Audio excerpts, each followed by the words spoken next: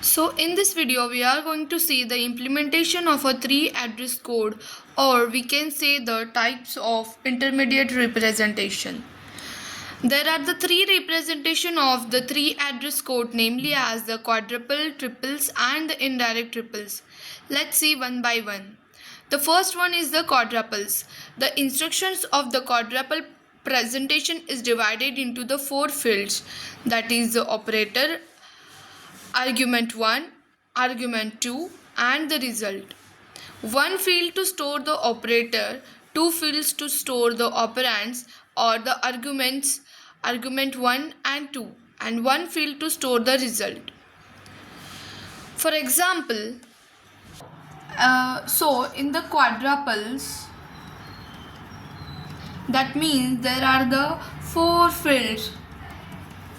As the name suggests, quadruples, that means there are the four fields, that is, as I said, operator, argument 1, argument 2 and the result. This four field we are going to store So for example, as I say, t1 equal to a plus b. How we are going to store this in quadruples? Like plus a, b and t1. Okay, there is four fields. According to this, we have stored into the t1. Okay,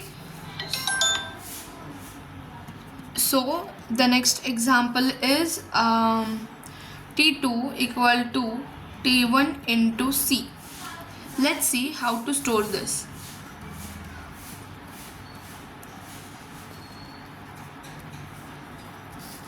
So this is the operator and we have stored all this into the T2. So these all are the example of the quadruples. Now let's see what is the triples. So the instruction of the triples presentation is divided into three fields, that is operator, argument 1 and argument 2. The position of the expression denotes the result of the respective sub-expression. The similarity with DAG and the syntax tree is represented by the triples. When the expressions are represented, they are equivalent to DAG. Triple uses only the three field into the record structure. One field for operator, two fields for the operand name as argument 1 and argument 2. Value of temporary variable can be accessed by the position of the statement that computes it and not by the location as in the quadruples. So let's see one example of the triples. A triples is the representation of the three fields. Let's say like the operators, argument 1 and the argument 2. The result is implied by the position. So example is 0 plus a comma b. So okay, so how it going to be stored into the result? T0 equal to a plus b.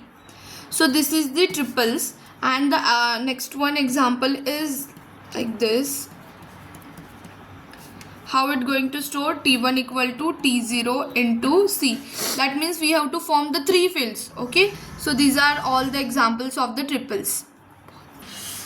Indirect triples are used to achieve the indirection in listing of pointers. That is, it uses the pointers to triples than listing of the triples themselves. So let's see one example of this.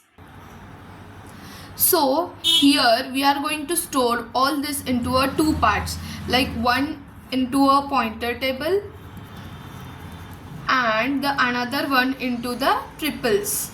Okay, so how it going to be stored? For example, 0 instruction at 0 and 1 instruction at 1.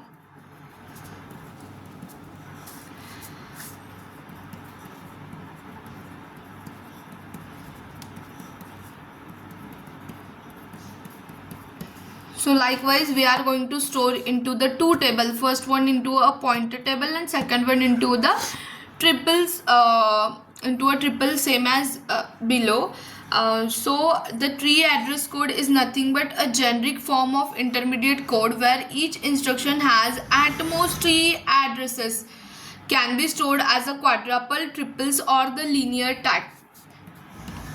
I'm talking about the tag, a generic form of an intermediate code where each instruction has at most 3 addresses, like operands, can be stored a quadruple, triples or the linear tag. For example, t1 equal to a plus b and t2 equal to t1 into c. So that's it for today's video. Thank you.